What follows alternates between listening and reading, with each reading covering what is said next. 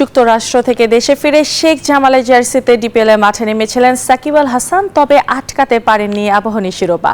শেখ জামালকে 4 উইকেটে হারিয়ে টানা দ্বিতীয়বারের মতো চ্যাম্পিয়ন হয়েছে আকাশী নীলরা। ম্যাচ সেরা হয়েছেন মোসাদ্দেক হোসেন সৈকত। সাভারে দিনের অন্য ম্যাচে শাইনপুকুরকে 8 রানে হারিয়েছে ঢাকা মোহামেডান, আর নারায়ণগঞ্জে গাজী গ্রুপকে 8 উইকেটে হারায় প্রাইম ব্যাংক।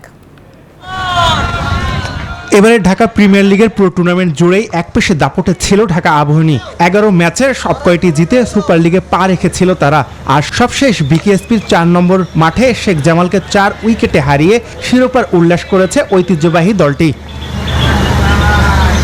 আবাহনী শেখ জামালের গুরুত্বপূর্ণ ম্যাচে এদিন মাঠে নেমেছিল সাকিব আল হাসান, তবে আবাহনীর শিরোপা আটকাতে পারেনি এই অলরাউন্ডার।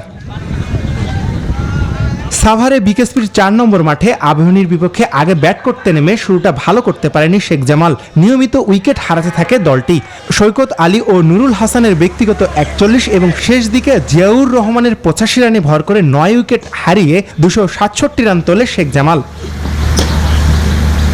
জবাবে ব্যাট করতে নেমে শুরুটা ভালো করে আবাহনী। 50 দেখা পেয়েছেন এনামুল হক বিজয়, আফিফ হোসেন এবং মোসাদ্দেক হোসেন সৈকত। শেষ দিকে মোসাদ্দেকের 53 রানের ইনিংসে 1 বল বাকি থাকতেই জয়ের বন্দরে পৌঁছে যায় আবাহনী।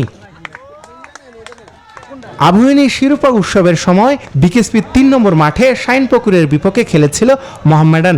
নাটকীয় 8 রানে জয় পায় মোহামেডান। এই জয়ে রানার্স আপের আরও কাছে তারা। ফতুল্লায় দিনের আরেক ম্যাচে গাজী গ্রুপ ক্রিকেটার্সকে 7 উইকেটে হারিয়েছে প্রাইম ব্যাংক ক্রিকেট ক্লাব।